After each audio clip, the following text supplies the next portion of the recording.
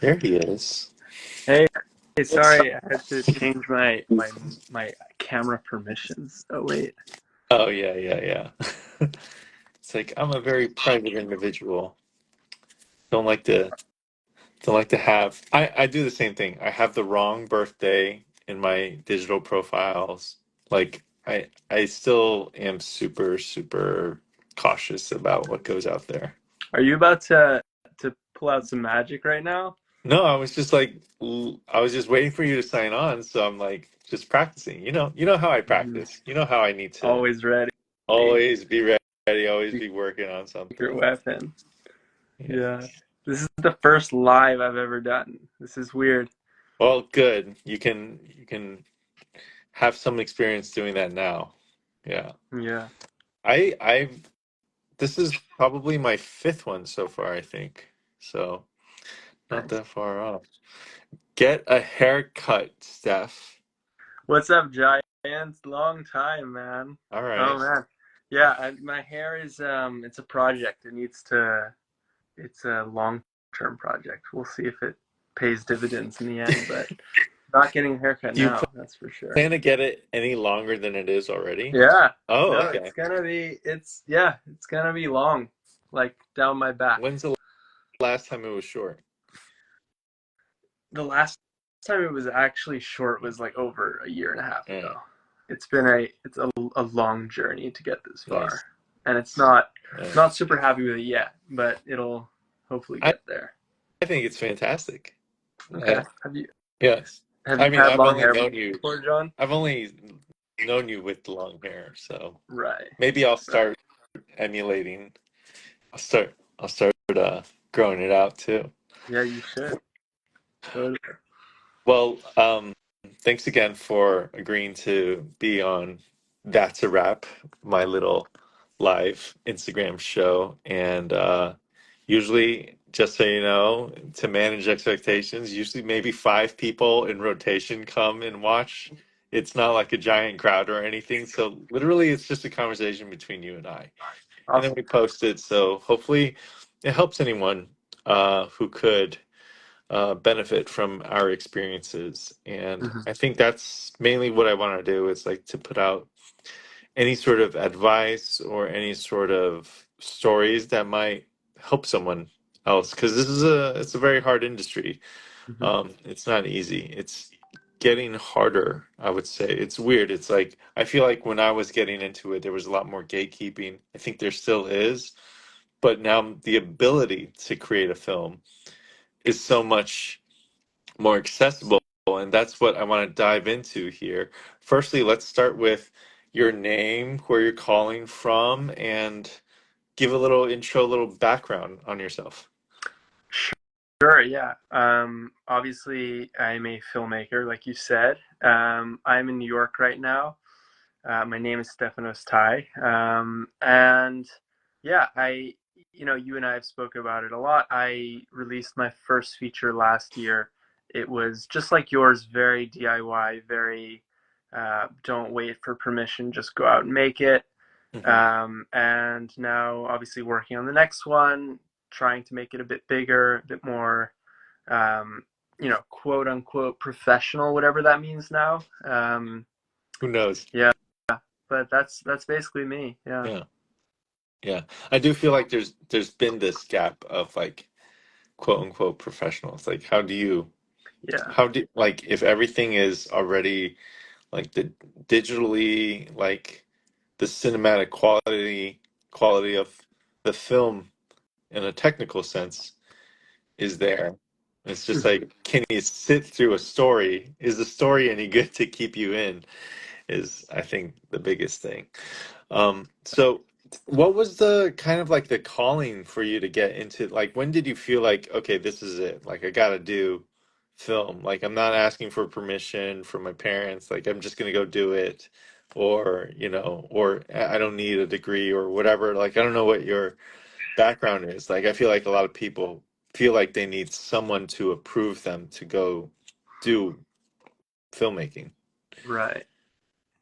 Um, it's interesting interesting for me. It happened super young and super organically. Hmm. I think I was just making stupid little videos with my sister and friends as a way to kill time. And then I think I just started getting more bossy, and everyone else stopped having fun, but I was trying to make something that that was good, and they were all just trying to have fun making bloopers on the camera. And it just snowballed into this thing that I realized is a tool for me to say what I want to say to the world. Um, I must have been like 12 or 13 when it started, so super young. But I never thought that it would become a serious thing. It was just a fun pastime back Hmm. then. Yeah. When did it become a career path for you? Like what kind of who helped set you on, like obviously you did it yourself, but was there a person or an event in your life, a film that you made, something where you're like, yeah, I'm gonna keep walking down this road and it's possible I will get to what I'm trying to artistically sort of like get out of this life. Yeah. I think when I was, if I can think of a moment, I can think of when I was in high school. I Hmm. saw this film called Beasts of the Southern Wild. Um, it was like a Sundance indie. I just thought it was so special. It was so um, both like celebratory and empowering, but also really sad and heartfelt. And I was like, this is the spirit of filmmaking that I want to embody. Mm. Um, and as far as the permission thing you're talking about is interesting because it's a more democratic industry now more than ever, but it's that also has opened up all the competition, right? So you're not competing with just the established filmmakers, and you're not just competing with other Americans. It's people everywhere, Mhm. right? And everyone can and should be a filmmaker if they want to. But it's definitely a bit of a misleading thing that it's. I wouldn't say it's easier to make a film now. I mean, it's easier to make a film, but maybe it's harder to get it seen because of the how open it all is now. It's a Oh yeah. different landscape. Yeah, like there's a great producer I follow called Brian Newman, and he has this wonderful blog where he's posting about it's not the indie film market doesn't have a problem. It's the marketing for indie films that's having a problem getting above the noise and Yeah, of all the mainstream well-funded projects. And yeah, it's even more important for film festivals and for us to be branded in a sense and to put our stuff out there because no one's going to come along and say I'll promote your film versus like I'll take money from Sony and promote that film. It's yeah, just we have we have the tools to do it ourselves. It's a lot more time. It's definitely not what we signed up yeah. for as filmmakers, you know. Yeah. But here we It's are. yeah. I mean, you and I kind of. I think yours is still a bit ongoing. Mine is mostly ended for our first features, but like we kind of did that around the same time when we Hmm. realized making the film is just step one, right? And you've gotta just be this megaphone for it, right? And Hmm. Hmm. I would say even the films that even the big studio stuff, they're having trouble competing against just the world, social media like TikTok, Instagram, right? And it's harder and harder to command people's attention spans in today's world than ever before. Does So that how do worry you? um I try to not let it just because I can't afford to. It's just the reality. I think there is a way to tell a meaningful story um, in the current format. I don't think everyone needs to make TikToks if you want to be a storyteller. There's still room for the sort of auteur director, right? There's still room for that. But I Mm. do think that you've got to know exactly where you fit in. And maybe in the beginning, you've got to sort of find your little niche, or you've got to, I don't want to say pigeonhole yourself, but you've got to know how you're going to be branded and what you will be seen as and what you won't be seen as. Mm. And even though you might see yourself as all these different things, maybe you've got to just choose one in the beginning and then get that ball rolling. And then from there, you can say, okay, you know what? I'm actually going to branch out and do a series or a documentary or a, web series or Right. anything. Right. But, I'm still figuring that stuff out myself. We talk about this a lot. Yeah. Yeah. Well, speaking of branding, did you worked in commercials Yeah, and you worked at like TBWA yeah. and was that all in Asia or did you work in the US also? I A bit forget. in the U.S. Right after I finished school, but then mostly in Hong Yeah. Kong. Yeah. Yeah. How do you find that difference between is there a difference like between the two?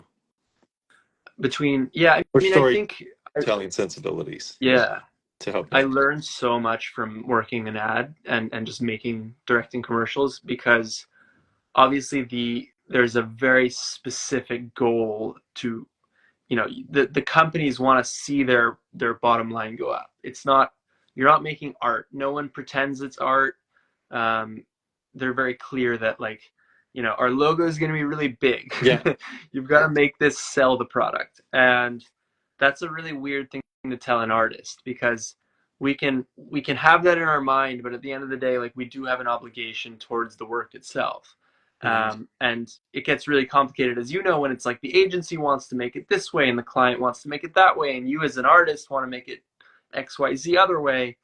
So you're constantly navigating that, and there's a lot that gets lost in communication. Just, there were Yeah. times when I just felt like I was making so many decks and like doing so many pre-production meetings that I didn't have time to actually make the commercial because I was just so busy explaining it to Yeah. everyone.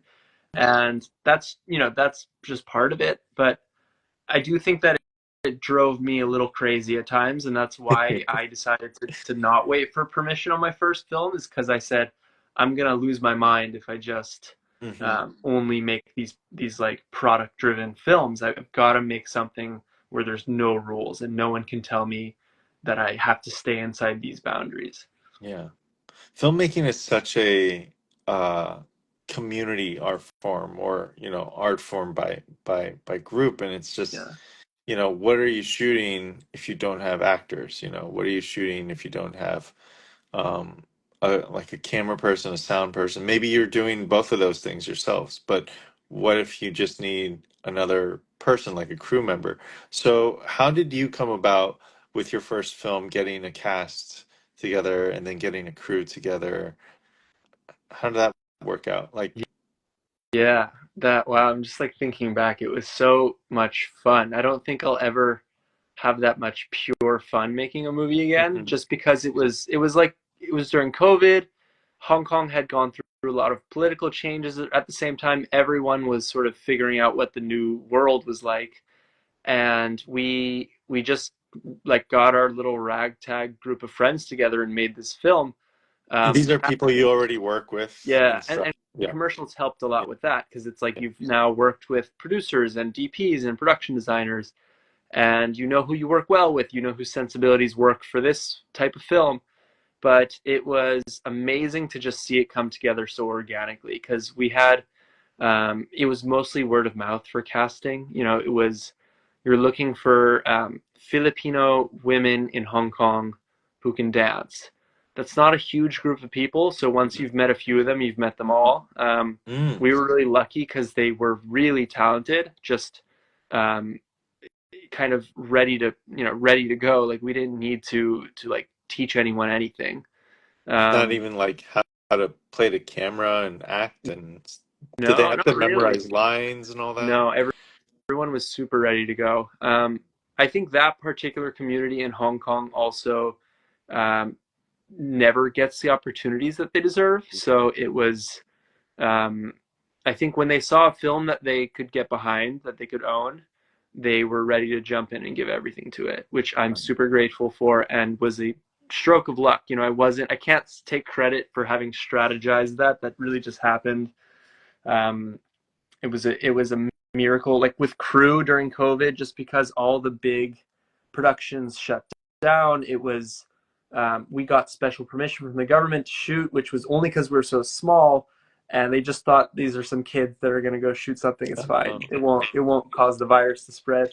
And the crew were just so bored that many of them were like, we want to just shoot something. Can we just come help you? hmm. Um, COVID, the numbers were not high. There weren't a lot of cases, even though it was in the U.S. It was a big deal. In Hong Kong, it wasn't. So it was like it was almost like perfect timing. I almost feel like it was fate in that way. Yeah. Yeah. Yeah. It, it does feel that way. Same with me. It was like making starring Jerry as himself. It definitely was not the film that I wanted to Mm, make, like my first film. Like I'm really into genre stuff. And um and that's why to me like making a first feature was always a big hurdle because I'm like, oh, like where am I going to get the special effects to make these like prosthetics and all this stuff for like a horror sci-fi movie or something like that.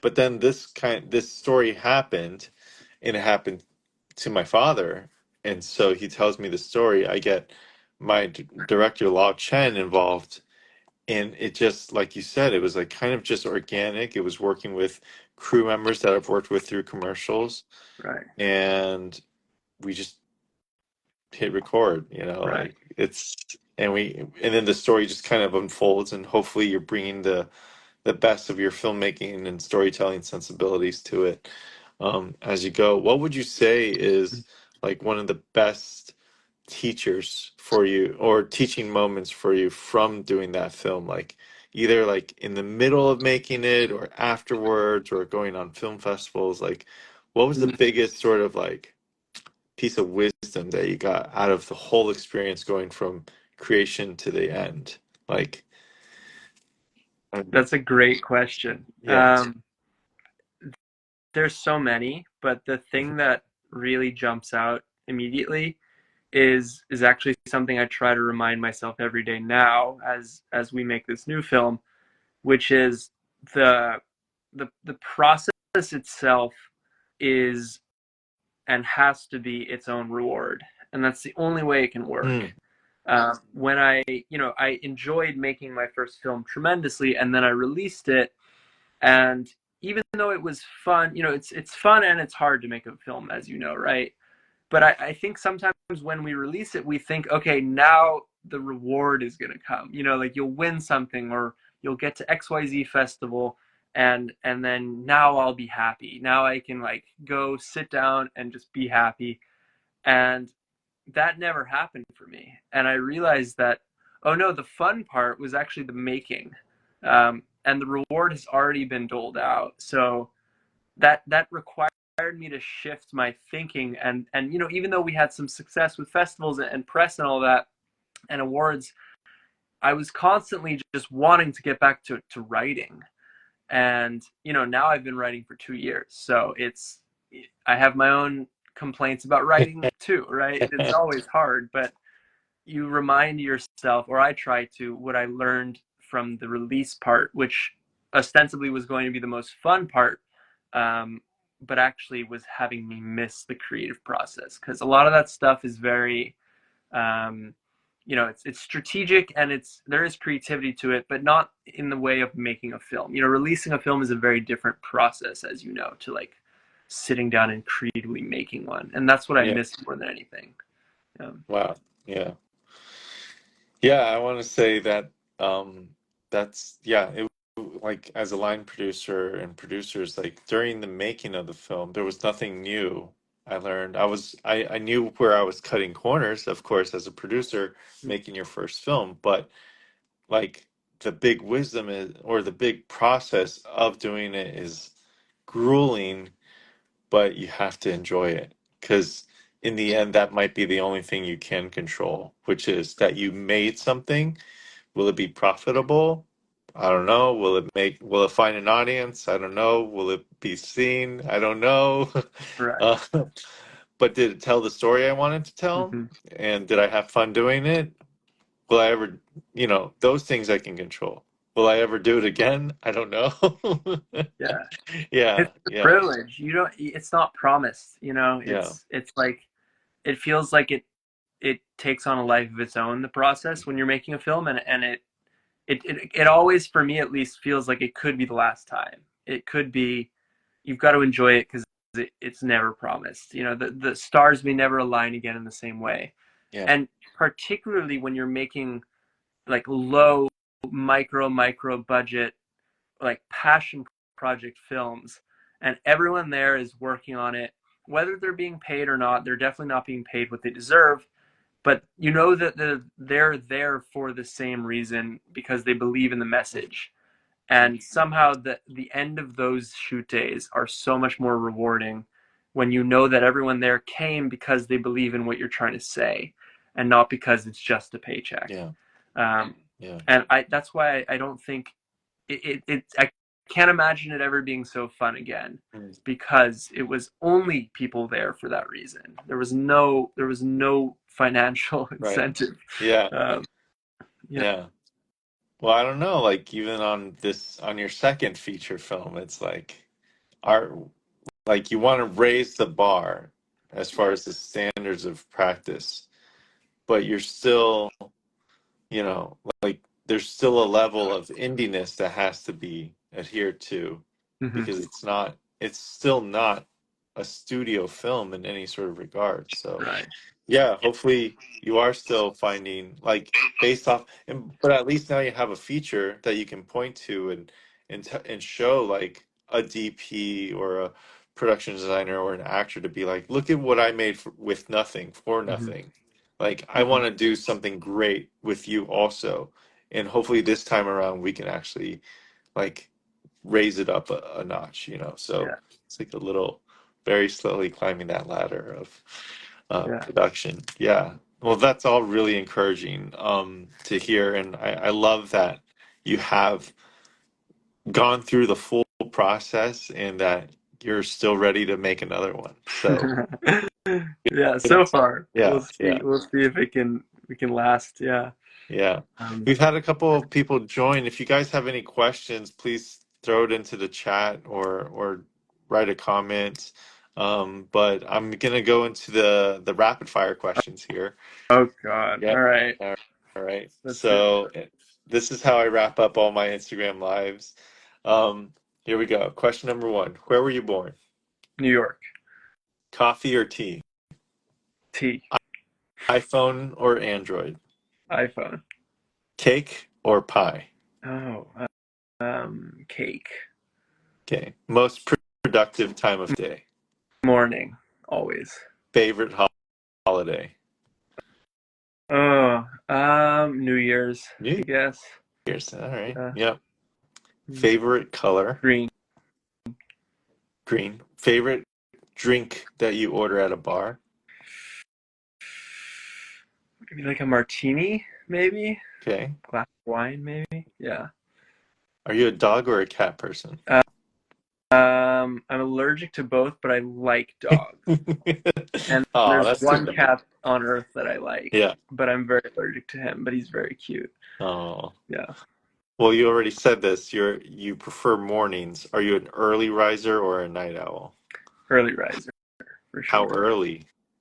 Not so early these days, but in the past I used to wake up really early, like 4 or 5. Jesus. All right.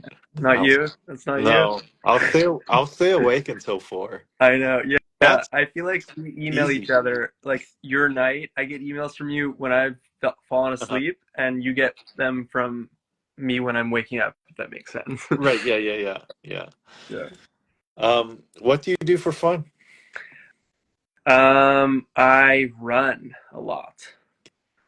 Okay. It's really Awesome. fun for me. How Yeah. like long distance Not sprinting? crazy, like 10K maybe. That's good.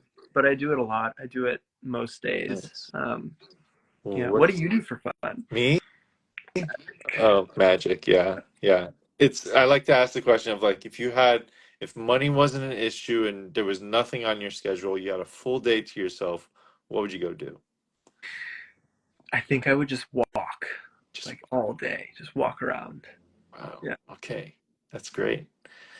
What do you never leave home without? I mean, my phone, my keys, like normal people. But Right. there's not much Anything else else? actually. A No. piece of jewelry, a certain clothing article, a bag, a No, I don't notebook, like too many things. I don't like holding things. Like if I'm holding a pens. bottle of water, I can't focus. Sometimes it's distracting. Yeah. um, Like this bottle of water. Yeah. yeah. All right. What's your favorite thing that happens on set? That's a good one. Um, I think my favorite thing is when you What's finish the dark day times? Yeah. and you are just like before everything actually starts getting packed up. Mm, There's just this 5-10 minutes where you can just sit and like you don't even need to say anything, but you and your team just kind of look at each other like, nice job. We did that. right. Right. Um, I love that feeling. Yeah. I always feel like it's like Ocean's 11, where it's like we've pulled off Yeah. the heist and we're at the fountain, the Bellagio. We're just like, "Yep, you did your part. You did your part. All right, I gotta go now. Are we gonna Yeah. have a drink later? Yeah. No. Okay. All right. Well, Yeah. let's just silently leave back to our lives. Hey, Robert. Um, what Yeah. is a favorite crafty item of yours? Uh, Trail mix Trail or mix, those. pretzels. Yeah. Mm-hmm. Yeah, Bananas. Oh yeah. those are all very healthy, very good. There- Yeah. What are you more of a junk food I craft think person?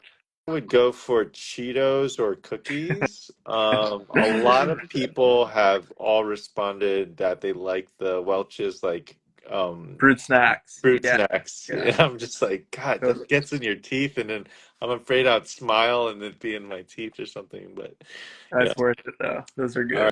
all Yeah. right, we're almost done. Five more questions. Your favorite destination that you've traveled to? Be as specific as possible. Um, hmm. Definitely in Greece, because I go a lot. I love this island called Milos. It's really nice. Um, Milos in Greece. yeah, it's one of my Okay. favorites. All right. Awesome. Last book that you read. Last book that I read is called Inward by Young Pueblo. It's a really good book. It's Yeah. Have you heard of it? I know Young Pueblo. Young He's Pueblo. Yeah. he's great. I love his. I'm reading all his stuff now. Yeah. Yeah. Awesome. And then what is your greatest fear? My greatest fear. Um, maybe like maybe losing myself somehow through this film journey, Hmm. or forgetting why I'm doing this and losing sight of that, Yeah. losing sight of the deeper reasons I'm telling stories. Okay. Mm, Yeah. Yeah. That's huge. Scary. Yeah. Very deep. Favorite band or musician? That's really hard. Uh, I've been listening to a lot of like Rufus Du Sol recently. I wouldn't say favorite, but just a recent popular choice, I Okay. guess. Okay. Uh, Roof of the Soul. Rufus Du Sol. Du Sol. Rufus the Soul. Yeah. Okay. That's a new one. And last question, Mm. top three favorite movies. They don't have to be in order, but what are your top three favorite movies? Okay, that's really hard, as you know. I I'm sure. know. That's why I say it for last, because people are like, I'm gonna need a couple minutes. All right, I'll say Tree of Life is in there. Um, Beast of the Southern Wild, like I mentioned earlier, and a recent one, Parasite. I love Parasite. I think Hmm. it's incredible. Um, Yeah, yeah, I feel like I gotta rewatch that. I yeah, watched it once and I was just like, God, like that, if that's not a perfect film, yeah. right? And No, it's then yeah, amazing yeah. achievement. And it was Yeah. such I remember watching it the night before the Oscars Okay. because I was just like, everyone's telling me to go watch this. I need to go watch this. Yeah. So yeah, yeah. Historic film. Amazing film. Yeah. Well, that wraps up our live. I told you it'd be painless and quick. So if anyone has any other questions for Stefanos, you can reach him on his Instagram. He doesn't check it that often. Yeah, but I do check it. You do I'll see check it. it. Yeah. Yeah. Give our film a follow, Encore the Movie. That's also on Instagram to keep track of the next feature, his next feature that he's working on with me. And thank you everyone who stayed and watched, and we hope that you have a great Friday. That's a wrap. All Awesome. right. Peace out. See you. See you. Bye. Bye.